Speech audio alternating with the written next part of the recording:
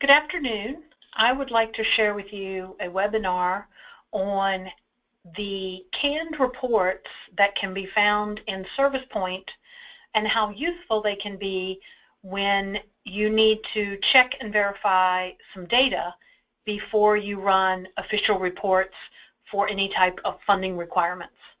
Once you log into ServicePoint, over here on the left-hand side, you will find a tab labeled Reports. When you click on that tab, you will find a list of available reports that you can run. And I'm going to focus on the client served report, the entry-exit report. I'm also going to show you the CAPR and the PATH report. And those of you that have CAPR funds and PATH funds, these reports would be beneficial for you. These two reports would not necessarily be beneficial to the larger group. So I'm going to start with the client served report. So I'm going to click on it. And I want to make sure that I select the correct provider. Now, why is that important? Well, a lot of you have more than one project that you are entering data for. So you want to make sure that you are running the report for the correct project. So if you have more than one project, you would want to run the data for that particular project. So I'm going to search for a project, and I'm just going to select a project, and then I'm going to basically, I don't need to change any of these default selections up here. I'm going to simply put in my served date range.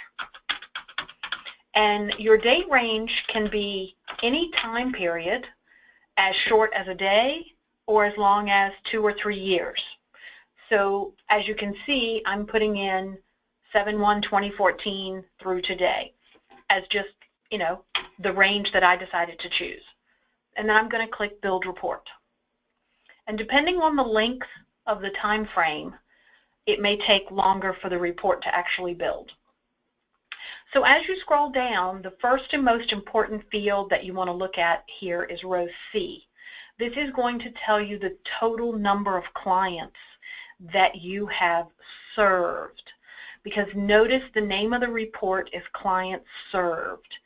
So if you're equating this to your data entry steps, service transactions is how you get clients served on this report. Okay?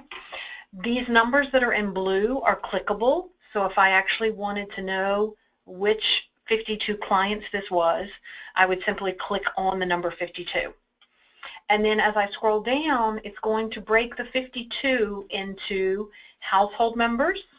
So as you can see, I have a total of 46 people in 16 households. And then as I scroll down further, I have a total of 6 singles. Okay? And again, anywhere you see a blue number, it is clickable, so it would give you the details. As I scroll down further, it's going to break my families and singles by ages. Okay? And then it's going to break them down by race and ethnicity. And what you want to look for here is not given. If you have a number in the not given field, it probably means that you left that question blank. So we should not have any in the not given category. And so we have race, ethnicity, and then down at the bottom, we have our actual services that were provided. So as you can see here, we did some electric payments, some rent payments, rent deposit utility, and water service payments. And then it tells us the total number of actual services. This is not total number of people. This is 14 electric bills were paid. And then it also shows the total dollars. So you can actually use this report if you are entering your services in correctly with the dollar amounts. You can use this report to balance to a budget that you may receive from your financial department at your organization. So the Client Served report is a very useful report. It's a very simple report, and it quickly tells you how many clients that you have provided a service to. So the next report that I want to show you is the entry-exit report. And I'm going to do the same provider that I just did, and I'm also going to do the same date range. And the reason why I'm doing this is because when I run these two reports, I usually run them back to back, and I expect to see the number 52 on both reports. If I do not have 52 on both reports, then one report is wrong and one report maybe is right. The most important thing to remember when you're running these canned reports is you need to know how many clients that you have either entered into the database with an entry record or how many clients that you have provided a service to. So on that first report, if 52 is not correct, then you need to figure out, should it be 60 or should it be 40? So here what I'm going to do is I'm going to add up number of singles who were here on the first day of the operating year plus the total who entered during this reporting period plus the adults and families and then the children. So if I add these up, I am hoping to get 52.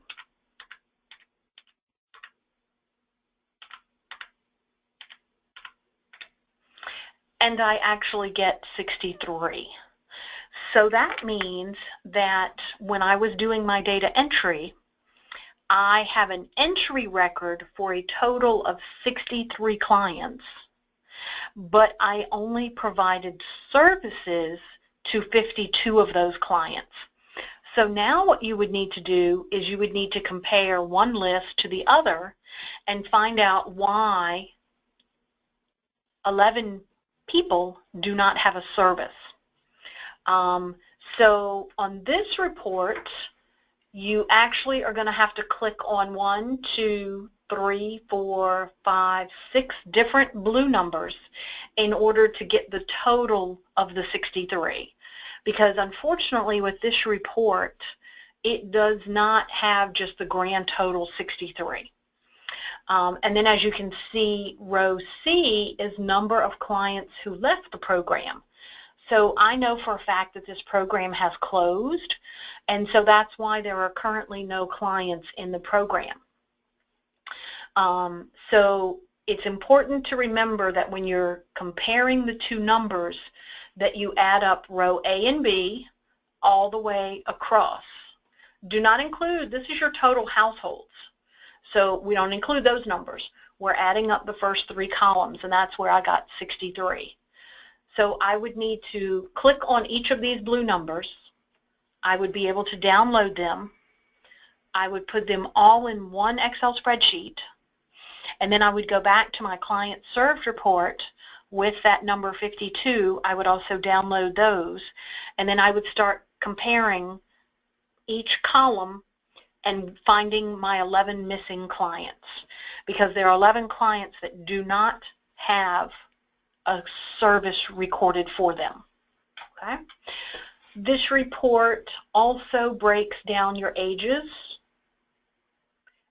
from singles and families. It also tells you how many veterans you had. It also tells you your ethnicity and races, special needs or disabilities, prior living situation.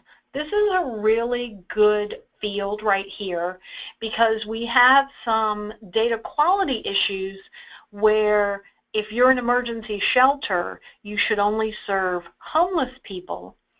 And if someone stayed the night before in a rental house, then you can find that here. As you can see with this program, there were 14 people that the night before they entered this program, they were in rental housing.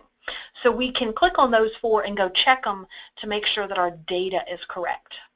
Then we have incomes, how long people were in the program, and how long people were in the program that actually left. So these are people who are still in the program, how long have they been there, and these are people who are still in the program and left, how long were they there. Reason for leaving, and then destination. And destination is a hot button topic right now with HUD because HUD wants to see everyone move to permanent housing. So our destination field is another way for you to check your data entry as well. We also have some services, and these services should match up to the client served report. But we already know that 11 clients are missing, so it may not be a data entry problem as far as we didn't do it, but we may not have done it correctly. So once you find the 11 clients, you then need to go in and figure out what the disconnect is. Why aren't they on the report? So these two reports are very useful to every case manager doing data entry, because as you enter your clients in and you run these two reports, you can check yourself. If you didn't do the data entry correctly, then they're going to not show up on this report correctly. So it's a way for you to quickly be able to gauge whether or not you're doing your data entry correctly.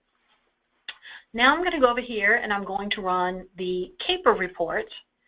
And again, I'm going to pick a provider, and I'm just sticking with the same one.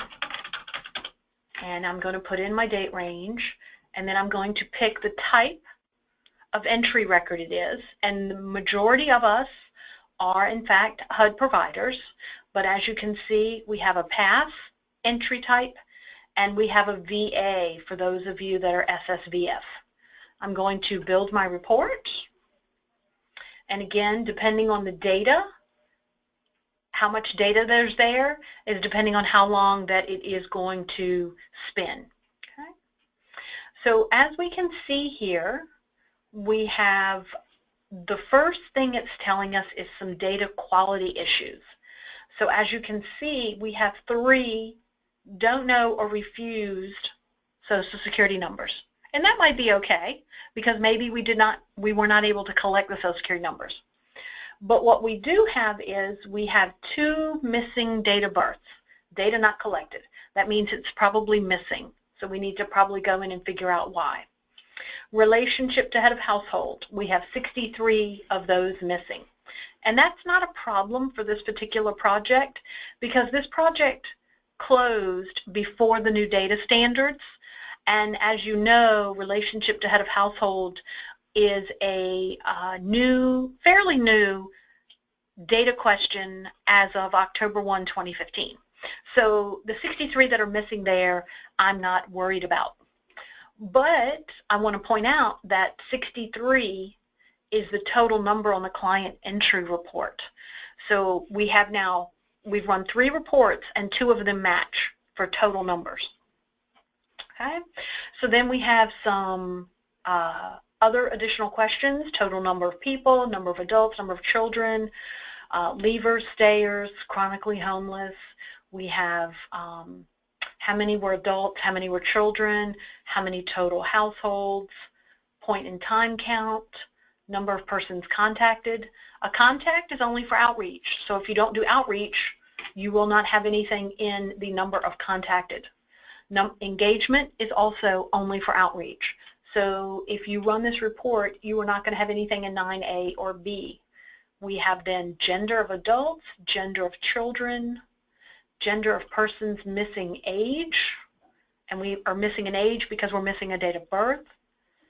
Then we have gender by age range. Then we have our ages broken down. Now, this is a good place to point out to you, some of you request reports from us at Homeward, and you need your ages broken down. Well, here's a good age breakdown that might match the need that you have. We have then race, ethnicity. We have physical and mental health conditions at entry, physical mental health condition of leavers, of stayers, who's a DV, who's fleeing DV. Again, residents prior to project entry. This question is super important, and we need to make sure that on this particular question we have good data quality. Type of non-cash benefits, health insurance, length of participation, so this is how long were they in your program, rapid rehousing, So this, if you are a rapid rehousing project and you have an entry for the client and then you have a move-in date, which is your lease date, this is going to calculate how many days between. Length of participation by household type, exit destination, more than 90 days, exit destination for all persons, homeless prevention housing assessment, exit destination of 90 days or less, number of veterans, number of chronically homeless persons by household. So this report, even though it's called the CAPER, and you might think to yourself, well, I don't have CAPER money, or I don't know what CAPER is. As you can see, this report has a wealth of questions and information that you could use for a variety of situations. Instead of running an ART report, you can run this report and get some information for funders. Because as we know, if you make changes to your data, you have to wait till the next day to get a new ART report. So this ESG CAPER is a wonderful report full of lots of good data. And the last report that I'm going to show you is the PATH report. So this would only apply to PATH providers. So I'm going to have to actually run it for a PATH provider, because if I don't, we won't get any information on it. So again, I'm going to pick a date range, and I'm going to build report. And this report's very similar to the CAPER we just saw, but it's going to have information only for PATH providers. So it's going to tell us the total number of clients and our data quality, and then how many persons were enrolled, how many people were contacted, how many services provided, our housing status, services that were provided to the PATH clients, referrals that were made for the PATH clients, our demographics of the clients that we have entered for PATH. So we have age, race, ethnicity, veteran status. Again, residence prior to enrollment. So the theme here is residence prior to project entry is very important across all programs. And then how long were they living outdoors or in a short-term shelter? So the PATH report for providers that do PATH is an excellent report and reflects the data that you've been entering that will need to be submitted to SAMHSA at the end of each grant year, which I believe will be July 1 for the new grant year. So this report you can run to check your data as you go along. So it's a very useful report, but again, only if you are a PATH provider. So that covers the 4 reports that you can find over here under the tab Reports that can be useful to every case manager that has access to ServicePoint. So again, the entry, exit, and the client served, if you run these 2 reports, you should have 63 and 63. So the example that we used here was a very good example where it looked like the total number of clients was 63, but on the client served report it was only showing 52. So that's a very good example of how you need to check your data, because there is a reason why one is showing one and the other is showing a different answer. The entry exit report only cares if you have an entry recorded. So if you're looking at your data entry steps, that's usually step like number 4 or 5. Whereas the client served report only cares and is only looking at if you did a service transaction, which is on the data entry steps somewhere around step 16 or 17. So it is possible to do only step 16 and not step 4, or vice versa, only do step 4 but not do step 16. So that's why you run the 2 reports,